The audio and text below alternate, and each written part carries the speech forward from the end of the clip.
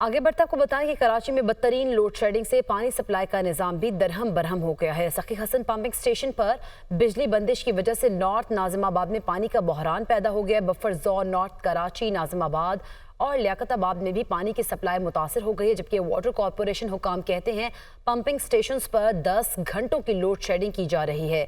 इसी हवाले से मजीद जानेंगे, अली हफीज हमारे साथ मौजूद है। जी अली हफीज, बताइएगा किन मुश्किलात का सामना करना पड़ रहा है?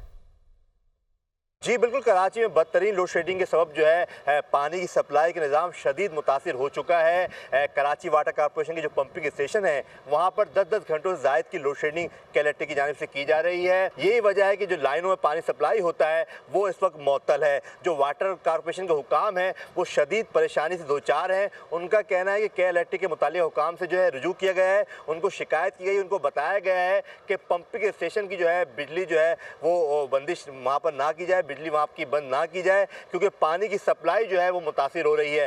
रात के औकात में भी नाजिमाबाद में जो है काफ़ी मरतबा जो है पंपिंग स्टेशन की बिजली बंद की गई। यही वजह है कि बफर जोन और नाजिमाबाद और नाजिमाबाद के इलाकों में जो है पानी सप्लाई नहीं हो सका। आवाम शदीद परेशान है, वाटर कॉरपोरेशन के हुकाम जो है वो भी परेशान है। लेकिन जब दूसरी जानिब KLHT से हमने रब्ता किया है तो उनका कहना है कि शहर में कहीं भी जो है बिजली की लोड शेडिंग नहीं की जा रही।